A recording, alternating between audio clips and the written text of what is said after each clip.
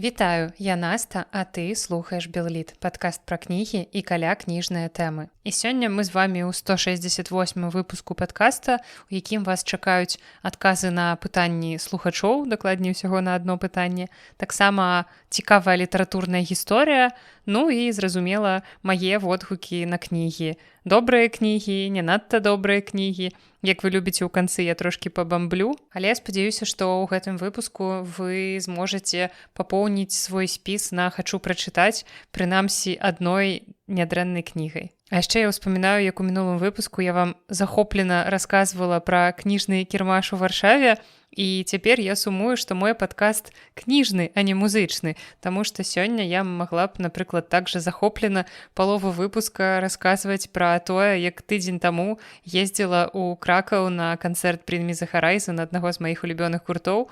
Я марыла трапіць на гэты канцэрт 18 гадоў, але мой падкаст ўсё ж такі кніжны, таму можаце трошачкі за мяне парадавацца, што ўжо літаральна праз 2 дні я пачую яшчэ адзін са сваіх любімых гуртоў Bad Omens, якія прыязджаюць у Варшаву. А пакуль мы пераходзім да пытанняў, звязаных з кнігамі. Сёння пытанне будзе адно, але яно даволі цікавае, і хоць Наталля яго задавала да леташняй прэміі цёткі, але нядаўна быў абвешчаны поўны спіс прэміі Гідройця, таму пытанне будзе дарэчным і сёння. І пытанне Наталлі гучыць так. Што такое зашыфраваны ўдзел? Чаму пад ім, аднак, ёсць нейкая назва і аўтар, несапраўдная? Які сэнс так удзельнічаць, ці можа гэта вымушаная мера? Наталля мае на ўвазе, што часам зараз, калі мы бачым спісы намінантаў на нейкія беларускія прэміі, то ў іх можна сустрэць даволі дзіўныя пункты. Напрыклад, калі вы адкрыеце спіс сёлетняй прэміі Гідройця, то вы ўбачыце там, напрыклад, Зміцер Залозны, пляц, зашыфраваны ўдзел. Антон Зарэмба, Дамашаны, зашыфраваны ўдзел. Што гэта за імёны такія, што гэта за творы такія, мы не ведаем ні такіх пісьменнікаў, ні такія творы, і што такое гэты самы зашыфраваны ўдзел і які ў ім сэнс. Рэч у тым, што амаль што ўсе прэміі, якія мы з вамі назіраем, за якімі мы сочым, гэта незалежныя літаратурныя прэміі. Літаратурныя ці мастацкія, там за вокладкі, за пераклады, уласна за кнігі. Усё гэта прэміі, якія ўручаюцца па сутнасці за мяжой. Арганізатары гэтых прэмій часцей за ўсё гэта арганізацыі, якія, магчыма, нават у Беларусі з'яўляюцца экстрэмісцкімі. І таму не для ўсіх аўтараў, не для ўсіх перакладчыкаў ці мастакоў бяспечна удзельнічаць у падобных прэміях. Бяспечна ў сэнсе называць сваё імя вось так на шырокую публіку, асабліва калі ты перамагаеш у гэтай прэміі і атрымліваеш грашовую ўзнагароду. На жаль, у сучаснай Беларусі гэта ўсё можа падпадаць пад пэўныя крымінальныя артыкулы, і таму некаторыя аўтары вымушаныя хаваць свой удзел, нават калі яны жывуць не ў Беларусі, але, напрыклад, ездзяць у Беларусь ці непакояцца за сваіх сваякоў у Беларусі, каб у іх не было дадатковых праблемаў. Я думаю, што вы ўсе разумееце, што гэта такое. Які сэнс так удзельнічаць, пытаецца Наталля? Мне здаецца, што сэнс вельмі просты. Нават калі тваё імя пакуль што не будзе ведаць публіка, ты ж будзеш ведаць, што ты, напрыклад, дайшоў да фіналу, ты выйшаў у кароткі спіс прэміі Гідройця. Ці, напрыклад, перамог. У нас была такая сітуацыя, акурат чаму Наталля задавала гэтае пытанне летась да прэміі цёткі, у нас была такая сітуацыя з прэміяй цёткі, што мы проста не ведаем, хто стаў лаўрэатам прэміі цёткі, таму што гэта ведаюць толькі сябры журы, якія ўласна выбралі гэты твор, але назва і аўтар гэтага твора публічна не называліся. Таму, сапраўды, гэта вымушаная мера ў мэтах бяспекі, пакуль што мы не можам паведаміць гэтыя імёны, але дакладна прыйдзе час, калі ўсе гэтыя імёны будуць раскрытыя, і мы будзем ведаць, хто быў пераможцам і удзельнікам усіх гэтых прэмій. Спадзяюся, што я растлумачыла зразумела, таму што тут, насамрэч, усё даволі проста. Першы адказ на гэтае пытанне так робіцца ў мэтах бяспекі. А ўжо якая больш глыбокая матывацыя ў таго ці іншага удзельніка, які ўсё ж такі падаецца на гэтую прэмію, але аддае перавагу таму, каб удзельнічаць вось так ананімна.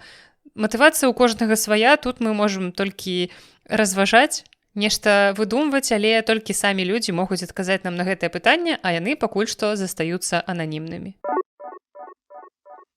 А яшчэ зразумела, што даўно вам не расказвала нейкія цікавыя літаратурныя гісторыі, таму сёння перад тым, як перайсці да агляду кніг, я раскажу вам, як французская пісьменніца Франсуаза Саган ледзь не спусціла свой першы ганарар у казіно. Кажуць, што Франсуаза была чалавекам, які жыў хутчэй паводле адчуванняў, чым паводле нейкіх планаў. І вось акурат наступная гісторыя, якую вы пачуеце, пра яе першы вялікі ганарар, гэтая гісторыя пацвярджае такое апісанне гэтай пісьменніцы.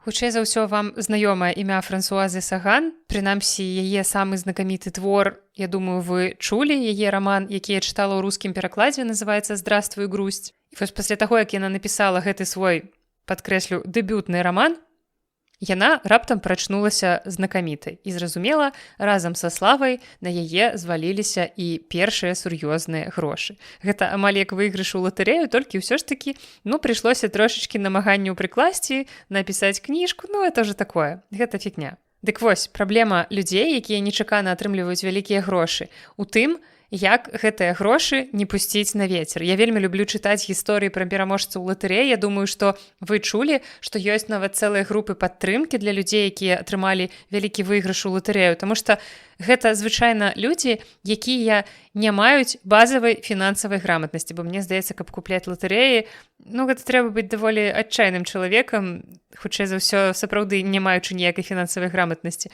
але нікога не асуджаю. Дык вось людзі, якія звычайна перамагаюць у латарэях, яны потым імгненна прафуківаюць гэтыя грошы. І вось у жыцці Франсуазы Саган наступіў такі момант, калі можна было пакласці гэтыя грошы ў банк, напрыклад, можна было падумаць пра будучыню, можна было купіць нешта разумнае, дарослае, не ведаю, што купляюць людзі з такіх вялікіх грошай, можа быць, машыну, ці дом, ці кватэру, ці яшчэ нешта. Але Саган загадзя вырашыла, што будзе інакш. Яна сабе паабяцала, што першы ганарар трэба пражыць так, каб потым было што ўспамінаць, а не каб потым яна шкадавала пра тое, што ўпусціла нейкія магчымасці. І яна сапраўды так зрабіла. Яна апынулася на курорце, а далей, як вы разумееце, ўсё як у тумане. Шампанскае, бясконцыя ночы, адчуванне, што свет вакол цябе такі вялікі, такі лёгкі. І ў нейкі момант пісьменніца знаходзіць сябе ў казіно. Кажуць, што ў нейкі момант яна асабліва засяродзілася на лічбе 8. Тая падавалася ёй нейкай правільнай, амаль чароўнай, нібы сам сусвет падказваў ёй, куды ставіць. Можа быць, яна пабачыла ў 8 сімвал бясконцасці, і сапраўды той ноччу здарыўся такі вось гэта паварот. Апошняя стаўка на чорная 8 раптам сыграла. І можна, у прынцыпе, было б на гэтым спыніцца. Але Саган была не з тых, хто ідзе пасля перамогі спаць. Замест гэтага яна з лёгкасцю ў чалавека, для якога грошы гэта нешта вельмі часовае, нешта такое няўлоўнае, вось яны ёсць, а вось іх няма.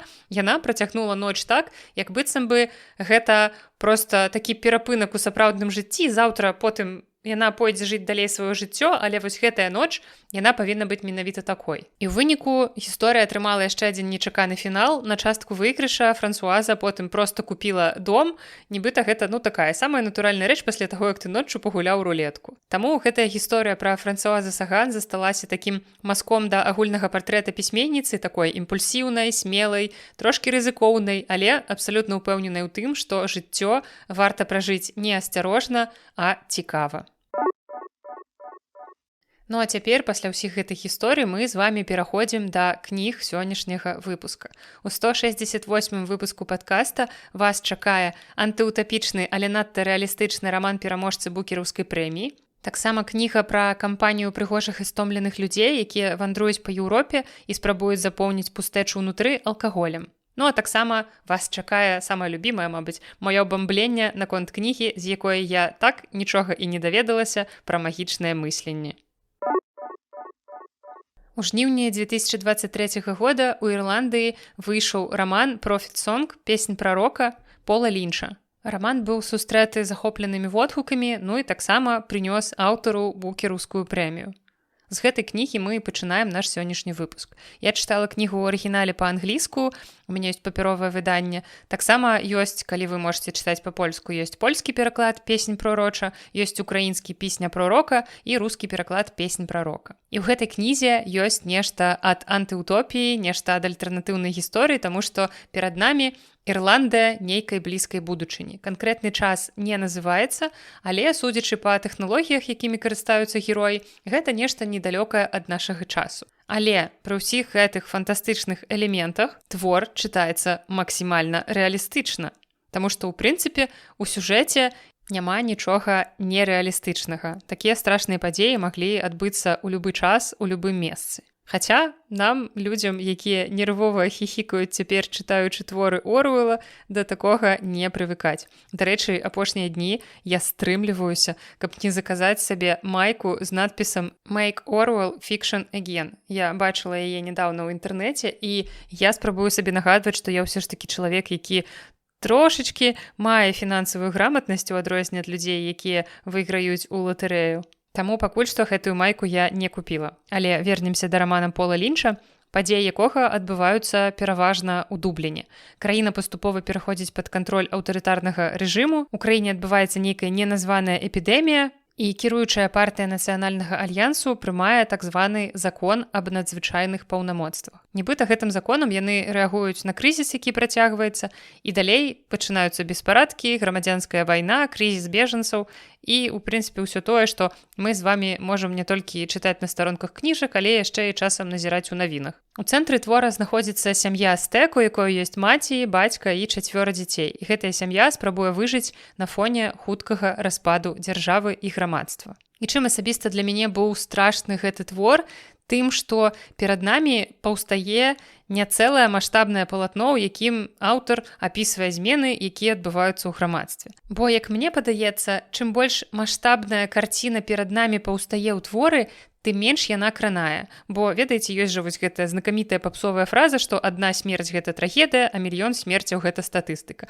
Мне здаецца, што тут працуе гэта так жа, таму што замест глобальнай карціны аўтар нам дае адну жанчыну. Эйліш Стэк, мікрабіёлаг, яна жонка намесніка сакратара ірландскага прафсаюза настаўнікаў, і вось яе сям'я, яе муж і яе дзеці – гэта тое, што ў нас стаіць у аснове гэтага твора. Мы бачым канкрэтную трагедыю адной канкрэтнай сям'і, якую жанчына спрабуе выратаваць. І ўсё роўна, чытаючы гэтую кнігу, я не магла яе не параўноўваць з творам Оруэлла, таму што хочацца звярнуць вашу увагу на пачатак гэтых твораў. Мы чытаем першы сказ з рамана Оруэлла ў перакладзе Сергея Шупы. Быў халодны і пагодлівы красавіцкі дзень. Гадзіннікі білі 13 гадзін. Ты чытаеш першы сказ, гэтую легендарную фразу, якая адразу прымушае цябе ламаць галаву. Які яшчэ 13, калі гадзін усяго 12, што гэта наогул значыць, што гэта за абсурд. І так жа абсурдна чытаецца і пачатак рамана «Песня прарока». Нават не вельмі абсурдна, я б сказала, хутчэй, ты адразу чапляешся за гэтую фразу. Як цяпер вельмі модна казаць, калі ты здымаеш, напрыклад, відэа для Інстаграма, што пачатак відэа павінен чалавека захапіць, павінен быць нейкі хук. І вось як Оруэлл па-майстэрску робіць гэты хук, так жа і Пол Лінч. Зараз я зачытаю вам пачатак рамана «Песня прарока» у сваім перакладзе. Это не значыць, што я перакладаю гэты раман, гэта значыць, што некаторыя цытаты з гэтага твора я пераклала спецыяльна для гэтага выпуска. Наступіла ноч, а яна не пачула стуку. І аўтар чапляе нас гэтай першай фразай, таму што ўся трывога рамана закладзеная ў яе. Што літаральна адбываецца? Ужо наступіла ноч, але галоўная гераіня знаходзіцца дома, яна проста настолькі пагружана ў нейкія свае думкі, ў нейкія свае справы, што яна нават не заўважае, што нехта грукае ў дзверы. Мы, чытачы, яшчэ не ведаем, хто гэта, таму што гэта толькі першы сказ твора, чаму гэта важна, але звычайна нейкія творы мастацкія пачынаюцца з нейкага дзеяння. Мы маглі б у нейкім звычайным простым рамане прачытаць, што хтосьці пагрукаў у дзверы. Але Пол Лінч робіць наадварот, ён піша, што яна не пачула груку, то бок падзея ўжо адбылася, а гераіня яе прапусціла. І таму у нас паўстае такое ўражанне, узнікае ўражанне, што нешта важнае адбываецца па-за увагай гераіні. І гэта потым мы будзем адчуваць на працягу ўсяго твору, калі гераіня вельмі доўга не будзе заўважаць маштаб таго, што навокал адбываецца, маштаб пераменаў і катастрофы, якая адбываецца навокал. Таму першая вось гэтая фраза ўжо чытаецца як пэўная метафара, што небяспека ўжо тут, яна ўжо прыйшла, ўжо было папярэджанне, вам ужо сказалі пра гэта, але людзі не пачулі гэтага папярэджання. Бо рэч у тым, што дагэтуль сям'я галоўнай гераіні вяла абсалютна бесклапотнае жыццё. Яны планавалі велікодны адпачынак, але вось аднойчы адбыўся гэты стук у дзверы, які гераіня не пачула. І за дзвярыма былі два паліцыянты, якія шукалі мужа галоўнай гераіні. Яны паводзілі сябе максімальна карэктна, спакойна, але калі яны пайшлі, то жанчына адчула хваляванне. Бо нібыта разам з імі нешта зайшло ў яе дом, але яны пайшлі, а гэтае нешта трывожнае, яно ў гэтым доме засталося. Ну і далей сюжэт разварочваецца так, што мы проста можам замяніць сеттынг на беларускі і абсалютна не заўважаць розніцы. Таму што праз некалькі дзён Лары, гэта муж галоўнай гераіні Эйліш, знікае пасля таго, як ён прыняў удзел у пратэсце настаўнікаў, а потым пачынае знікаць усё больш сяброў, усё больш нейкіх суседзяў, знаёмых. Ну а галоўная гераіня, якая засталася адна, ёй трэба вывозіць утрыманне, нагадаю, 4 дзяцей, плюс у яе яшчэ ёсць дзед з дэмэнцыяй, гэта яе бацька. І, дарэчы, бацька настойвае на тым, каб яна з'язджала, таму што спачатку жанчына, як і многія з нас, спрабуе верыць, што гэта часова, што ўсё зменіцца, але вельмі хутка становіцца відавочна, што краіна ўжо змянілася незваротна і не ў той бок, у які ім хацелася. Ну і далей у творы паказваецца, як новы рэжым уводзіць надзвычайныя меры, як яны абмяжоўваюць свабоду слова, свабоду перамяшчэння, адбываюцца масавыя затрыманні, знікненне людзей без суда і следства, а таксама рост гвалту на вуліцах. То бок усё тое, што мы з вамі 6 гадоў чытаем у беларускіх навінах. У стылістычным плане кніга чыталася даволі няпроста, таму што ў стылі Лінча пераважаюць такія доўгія сказы, яны абсалютна з мінімалістычнай пунктуацыяй, і таму гэта стварае такое адчуванне безупыннай плыні думак, пастаяннай бесперапыннай трывогі. У нас няма магчымасці спыніцца, перадыхнуць, падумаць. І гэта вельмі сугучна з псіхалагічным станам гераіні і агульнай нестабільнасці свету вакол яе. Па меры развіцця сюжэту канфлікт у краіне абвастраецца, і тут мне ўжо ўспамінаўся не Оруэлл, а іншы фантастычны твор, гэта постапакаліпсіс Кормака Маккарці «Дарога», героі якога уцякаюць у свеце, які таксама незваротна змяніўся. У рамане Пола Лінча сітуацыя становіцца адкрыта ваеннай, адбываюцца баі, бамбардзіроўкі, эвакуацыі, і Эйліш разам з дзецьмі губляе магчымасць заставацца ў родным горадзе. І нарэшце яна вымушана думаць пра ўцёкі. Не буду вам расказваць усё да канца, спойлерыць фінал, таму што, мабыць, мне ўсё ж такі хацелася б, каб вы прачыталі гэты раман, калі вы можете чытаць зараз падобную літаратуру. Але ў гэтым творы, як я ўжо расказвала пра гэта трохі ў пачатку, мяне вельмі закранула тэма таго, як цікава, што ў крызісныя часы людзі часам не ўсведамляюць увесь маштаб катастрофы, якая вакол іх разгортваецца. Мне здаецца, што гэта ў тым ліку звязана з такімі асаблівасцямі нашага мозгу, які спрабуе нас абараніць. Але вось акурат у гэтай кнізе мне было цікава на гэта паглядзець, як чалавек да апошняга трымаецца за прывычны лад жыцця, не асэнсоўваючы, што гэтага прывычнага ладу жыцця ўжо няма. І хоць кніга няпростая, таму што яна не дае суцяшэння, яна не прапануе нейкую завершанасць, яна нават не паказвае, куды нам з гэтым усім ісці далей. Але добрыя кнігі, яны не мусяць усё вырашаць за нас, яны не мусяць паказваць нам дарогу. Яны проста паказваюць магчымыя варыянты развіцця падзей. Ну а наступны крок ужо за намі. Ну, нейкі час таму я вырашыла перачытаць кнігу, якую калісьці ўжо чытала, таму што вычытвала на працы яе пераклад. І гэта раман Эрнеста Хемінгуэя «І ўзыходзіць сонца». Магу сказаць, што гэта такі твор, які, нягледзячы на няпростую тэму, на няпросты фон, які хаваецца за гэтай кнігай, яна выдатна падыходзіць для чытання на пляжы, для нейкага летняга чытання дзесьці пад сонцам. І мне здаецца, што пасля чытання гэтай кнігі вам дакладна захочацца хоць раз у жыцці з'ездзіць у Памплону і паглядзець на карыду.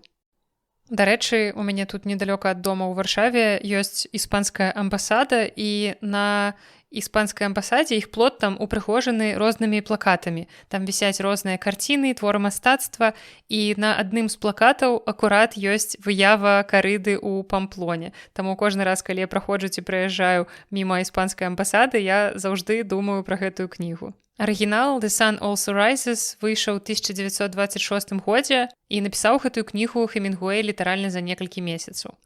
Беларускі пераклад, зроблены Юркам Гаўруком, упершыню выходзіў у 1976 годзе ў выдавецтве «Мастацкая літаратура». І ў 2023 мы яго перавыдалі ў выдавецтве «Янушкевіч». На жаль, папяровы наклад гэтай кнігі ўжо разляцеўся, але на сайце кнігаўка.ком вы можете ў нас купіць электронную версію. У мяне, насамрэч, з Хемінгуэем даволі няпростыя адносіны. Мне здаецца, што людзі дзеляцца на тых, хто вельмі любіць Хемінгуэя, і на тых, хто не вельмі любіць і не надта разумее Хемінгуэя. Я вось дзесьці бліжэй да другой групы, таму што вось гэты ягоны тэлеграфны стыль, які так спрабаваў расквеціць беларускі перакладчык, ён часам даецца мне вельмі няпроста. Але вось так часта бывае з англамоўнай літаратурай, калі мы ў арыгінале ў дыялогах чытаем бясконцае «he said», «she said», і перакладчык пачынае гуляцца са словамі з кантэксту. То бок у яго становіцца не сказаў, а заўважыў, пацікавіўся, усміхнуўся, пацвердзіў і многае іншае. Але немагчыма не пахадзіцца, што вось гэтым сваім такім тэлеграфным стылем Хемінгуэй вельмі добра перадае дух часу і атмасферу эпохі, пра якую піша. І, як я сказала ў пачатку, гэта кніга пра кампанію прыгожых і стомленых людзей, якія вандруюць па Еўропе і спрабуюць запоўніць пустэчу ўнутры алкаголем. А што гэта за пустэча такая і адкуль яна ўтварылася? Пасля Першай сусветнай вайны, у якой у тым ліку Хемінгуэй прымаў удзел, хаця спачатку яго туды не хацелі браць, таму што ў яго было пашкоджанае левае вока. Дык вось, пасля вайны ён жыў у Парыжы, працаваў журналістам, і там ён трапіў у асяроддзе амерыканскіх і брытанскіх эмігрантаў, якія пазней сталі вядомыя як так званая «lost generation», загубленае пакаленне, страчанае пакаленне. Мне здаецца, што ў беларускім літаратуразнаўстве ўсё яшчэ няма нейкай еднасці, няма аднастайнасці ва ўжыванні гэтага тэрміна. Прынамсі, у нас тут у кнізе гэты тэрмін, які быў уведзены пісьменніцай Гертрудай Стайн, падаецца як загубленае пакаленне ў эпіграфе. Дык вось, гэта пакаленне маладых людзей, якія вярнуліся з Першай сусветнай вайны, ці яны былі дзецьмі падчас вайны, таму не маглі прымаць удзел у вайне, але жылі ў яе ценю. І вось пасля вайны яны засталіся з адчуваннем пустаты, цынізму і бессэнсоўнасці. Мы пра гэта шмат гаварылі, калі абмяркоўвалі на заходнім фронце без перамен рэмарка. І гэтыя людзі, яны шмат пілі, яны шмат падарожнічалі, жылі паміж Парыжам, Іспаніяй, іншымі еўрапейскімі гарадамі. І вельмі часта іх жыццё складалася з сумесі вечарынак, кахання на адну ноч, агульнай нейкай эмацыйнай абсалютнай дэзарыентацыі. І менавіта гэты свет Хемінгуэй добра ведаў, паколькі быў сам часткай яго, і менавіта яго перанёс у раман. Ну і канкрэтная падзея, якая апісваецца ў творы, гэта фестываль Сан-Фермін у Памплоне. Гэта акурат тое, што Хемінгуэй бачыў на свае вочы і што стала такім штуршком да напісання кнігі. Акурат Іспанія стала цэнтральным, прасторавым і эмацыйным фонам рамана. Разам з жонкай Хемінгуэй наведаў Карыду, і яго вельмі моцна ўразіла гэтае відовішча.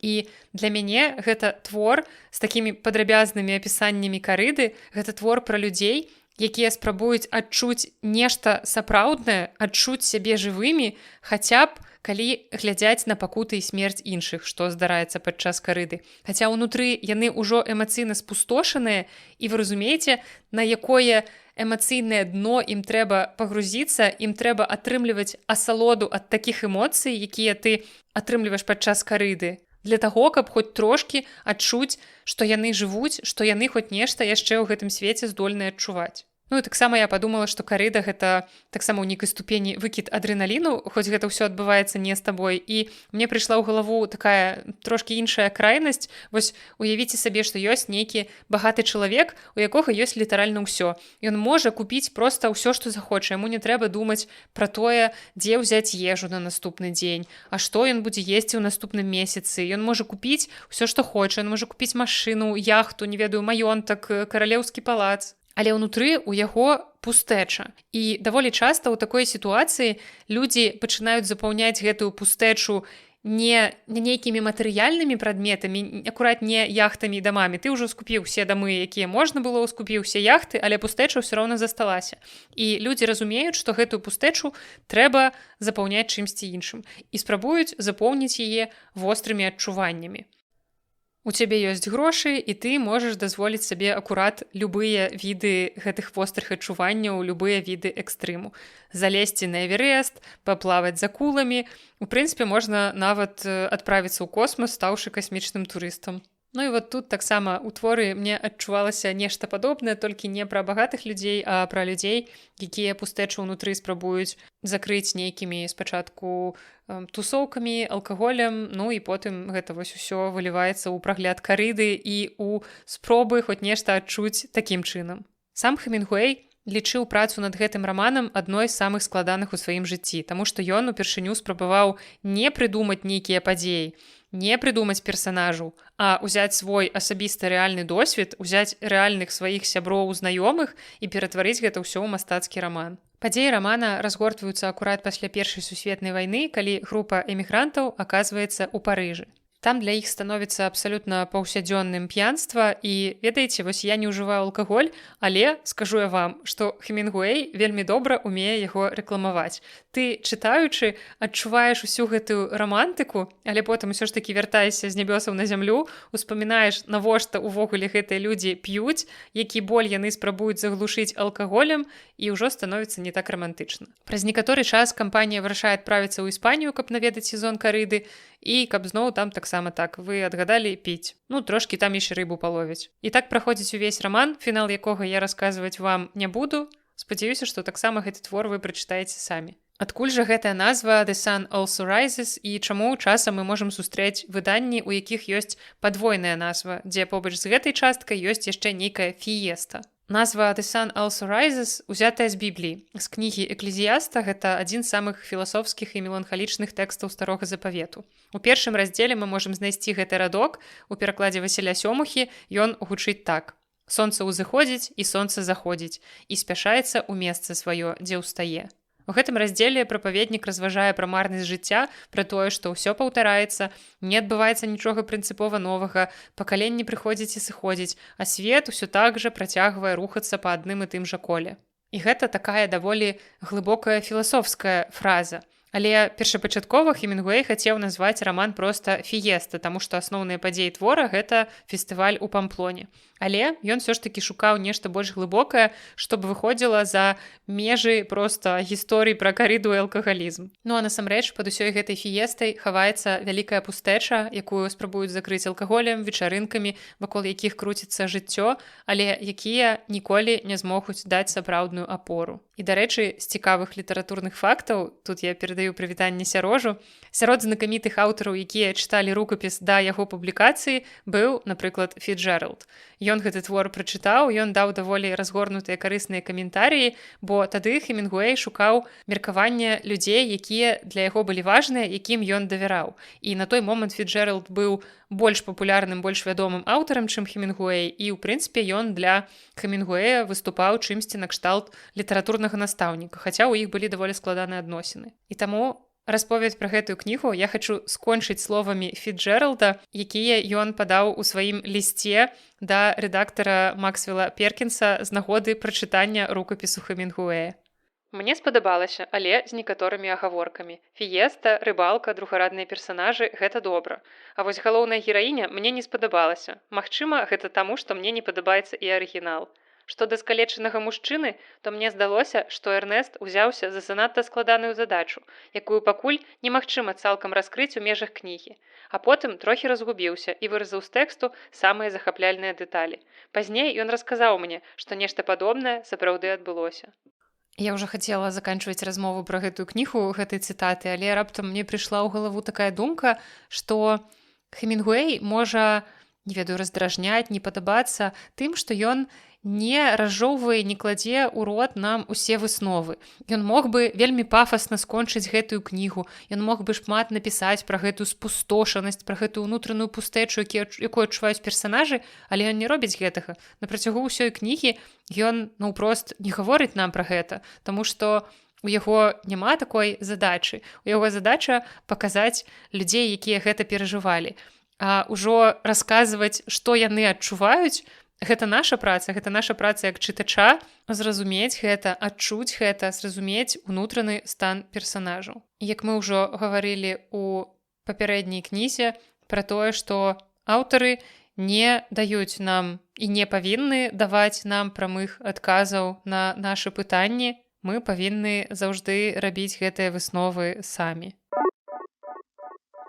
Ну і на фінал гэтага выпуска я пакінула вам тое, чаго вы так чакалі, я спадзяюся. Я пакінула вам гісторыю пра тое, як кніга зноў падманула мае чаканні. Але, судзячы па водгуках, падманула яна не толькі мае чаканні. Ну і гэта той выпадак, калі кніга зусім не пра тое, пра што абяцаюць і назва, і анатацыя. І пагаворым мы пра кнігу Аманды Мантел, я чытала яе ў польскім перакладзе «Век магічнага мыслення. Оповесть о współczesnej irracjonalności». Можна перакласці як «Век магічнага мыслення. Аповедь пра сучасную іррацыянальнасць». У арыгінале яна называецца «The Age of Magical Overthinking». І вы не памыляецеся, калі думаеце, што ўжо недзе чулі гэтае прозвішча. Сапраўды, нейкі час таму імя Аманды Мантел ужо ўсплывала ў маім падкасці, і іранічна, што яно было ў такім жа кантэксце. Я скардзілася на падманутыя чаканні. У падкасці з вынікамі года я расказвала пра яе кнігу «І чи за мном. Język sekciarskiego фанатызму», кніга пра мову сектаў, як я спадзявалася. І тады я была абсалютна не ў захапленні ад гэтай кнігі, але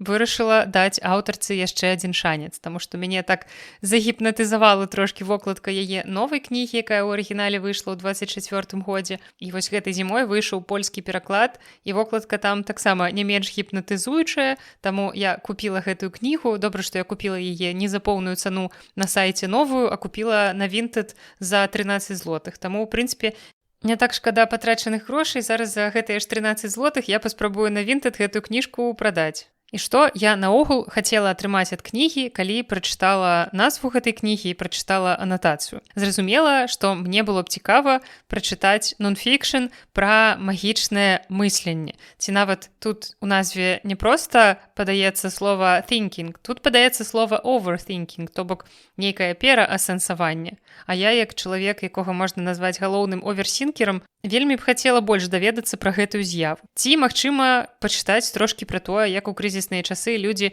лёгка паддаюцца на нейкія правакацыі, на нейкія сумнеўныя ідэі, як яны звяртаюцца да астролагаў, таролагаў і гэтак далей. Чаму і як усё гэта адбываецца? Вось пра што я спадзявалася прачытаць у гэтай кнізе. Але што я атрымала ад кнігі? Замест оверсінкінга я атрымала тое, што завецца модным словам овершэринг. Вось гэтую кнігу я б назвала «Век магічнага овершэрингу». Нагадаю, што гэтым словам называюць схільнасць чалавека раскрываць залішнюю, недарэчную, занадта асабістую інфармацыю пра сябе і іншых. І ў гэтай кнізе мы атрымліваем проста максімальны овершэринг ад аўтаркі, таму калі вы хочаце даведацца пра аб'юзіўныя адносіны, якія галоўная гераіня мела ў маладосці, you are welcome, гэтая кніга напісана спецыяльна для вас. І вядома, што падобныя кнігі заўжды становяцца больш жывымі, калі аўтарка прыводзіць уласныя прыклады, ці аўтар. Але не трэба вывальваць сваю брудную бялізну перад чытачом, таму што ва ўсіх прыкладаў мусяць быць межы, як мне падаецца, і аўтарка гэтай кнігі не вельмі разумее, дзе гэтыя межы праходзяць. Але бяда ў тым, што я сапраўды палюбіла яе падкаст. У яе ёсць падкаст «Sounds like a cult», там яна з сувядучай запрошанымі гасцямі разглядае розныя з'явы нашага свету, нейкія з'явы масавай культуры, і ў канцы выпуска яны прыходзяць да высновы, што гэта? Гэта секта, гэта культ, або проста гэта купка фанатак Тэйлар Свіфт. І фармат падкаста, ён дазваляе больш разняволена расказваць пра ўсё, што хочаш. Ён дае больш свабоды, але ўсё ж такі у падкасці яны прытрымліваюцца пэўнай зададзенай тэмы. Але, калі ты ўжо дала назву кнізе, то, калі ласка, раскажы хоць трошкі пра тое, што ты заяўляеш у назве. І хоць аўтарка вам пра гэта не раскажа, але трошкі раскажу я пра тое, што мусіла расказаць аўтарка. Магічнае мысленне – гэта калі ваш мозг злучае рэчы, якія насамрэч паміж сабой не звязаныя, але мозг робіць выгляд, што так і трэба, тут ёсць нейкія таямнічыя сувязі. Напрыклад, калі вы зараз думаеце ў гэты момант пра нейкага чалавека, а ў гэты момант ён дасылае вам паведамленне ў тэлеграме. Ці, напрыклад, калі вы падумалі, нешта даўно ў нас не выходзіла падкастаў ніякіх, і тут у гэты момант, не ведаю, дзе вы там слухаеце падкасты, YouTube, напрыклад, выскоквае павяшчэнне YouTube, што вось Наста выклала новы падкаст. Ці, напрыклад, калі на вас былі пэўныя шкарпэткі, і ў гэты дзень ваша любімая футбольная каманда перамагла. І цяпер кожны тыдзень у спадзеве на тое, што ваша каманда зноў пераможа, вы начапляеце гэтай шкарпэткі, абсалютна ўпэўненыя, што менавіта шкарпэткі сталі прычынай перамогі вашай каманды, а не тое, што яны проста вельмі добрая футбольная каманда. Ну і мой любімы тып людзей, якія ўсе свае няўдачы спісваюць на рэтраградны Меркурый. Гэта таксама ўсё называецца тэрмінам магічнае мысленне. І калі з пункту гледжання логікі і здаровага сэнсу гэтыя ідэі, у прынцыпе, не вытрымліваюць ніякай крытыкі, мозг так робіць не таму, што ён лянівы, а таму, што ён эканоміць сілы. Ён любіць хуткія тлумачэнні. Яму нашмат прасцей пагадзіцца, што так, гэта знак, гэта магічныя шкарпэткі, чым неяк доўга разбірацца ў выпадковасцях і заканамернасцях і спрабаваць зразумець, чаму каманда сёння перамагла. Ну, аўтарка, вось усё гэта павінна была расказваць нам і нічога не расказвала, і наогул мала паглыблялася ў тое, як наогул працуе наш мозг. Але усе главы ў кнізе названыя тым ці іншым когнітыўным скажэннем. Напрыклад, ёсць глава пра эфект арэолу. Гэта такое когнітыўнае скажэнне, пры якім агульнае ўражанне пра чалавека, пра нейкую кампанію, брэнд або пра нейкі тавар скажае ўспрыманне яго асобных якасцяў. То бок, калі вы ўпэўненыя, што ваша жонка найлепшая ў свеце, вы будзеце ўпэўнены, што яна лепш за ўсіх малюе, лепш за ўсіх і піша вершы, лепш за ўсіх ездзіць на ровары, проста таму, што гэта ваша любімая жонка, у сэнсе яна можа зрабіць нешта дрэннае. Вось гэта называецца эфект арэолу. І тут у гэтым моманце мне хочацца спытаць алды тут і адправіць вас назад у мінулае, ажно ў 33 выпуск майго падкаста, 135 выпускаў таму. Гэты падкаст называецца «Як мозг падманвае нас», і там я 40 хвілін падрабязна расказваю вам пра многія магчымыя віды когнітыўных скажэнняў. Вось я раю вам лепш паслухаць гэты выпуск, а не чытаць гэтую кнігу, таму што мне падалося, што аўтарка не так добра усведамляе свае ўласныя когнітыўныя скажэнні, як яна гэта адлюстроўвае ў кнізе. І мне падаецца, яна не з'яўляецца асабліва кампетэнтнай у гэтай сферы. І адна з галоўных праблем гэтай кнігі ў тым, што тэкст часта балансуе паміж нон-фікшанам па псіхалогіі, нейкай сур'ёзнай кнігай, і проста нейкімі асабістымі эсэ, але ён не заўсёды трымае навуковую аснову. То бок аўтарка бярэ нейкі вось когнітыўны феномен, нейкае когнітыўнае скажэнне і спрабуе, мабыць, спрасціць, каб мы гэта лепш зразумелі.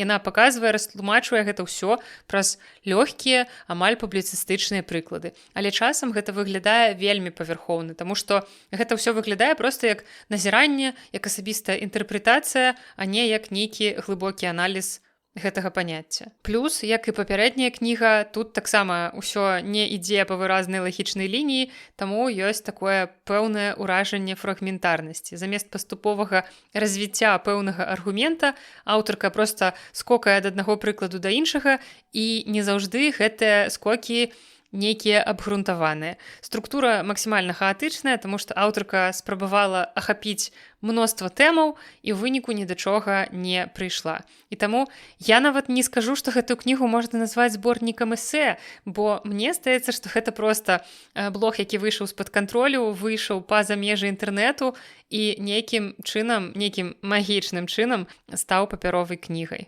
Ну і таксама мне здаецца, што аўтарцы проста вельмі карцела расказаць, у якіх цяпер цудоўных, шчаслівых, неверагодна здаровых стасунках яна знаходзіцца пасля таго самага аб'юзера, пра якога мы будзем чытаць палову кнігі, які выступае там пад мянушкай містер Бэкпэк. І вось яна, абсалютна ні ў чым сабе не адмаўляючы, палову кнігі прызнаецца ў каханні свайму цудоўнаму Кейсі, і часам чытаць гэта абсалютна невыносна, таму што гэта тут абсалютна не да месца. Ну і калі падсумаваць, то я магу параўнаць чытанне гэтай кнігі і размову з вельмі трындзючым чалавекам. То бок спачатку, можа быць, калі вы такі сумны, вам весела, вам цікава з гэтым чалавекам, а потым суразмоўца не перастае гаварыць, і ты сябе нібыта адчуваеш у пастцы. Ты наогул не ўяўляеш, навошта ён гэта табе расказвае, чаму ён вырашыў вываліць гэта ўсё менавіта на цябе, усе свае думкі, гісторыю свайго жыцця, вось акурат тое, што называецца словам овершэринг. І таксама магу сказаць, што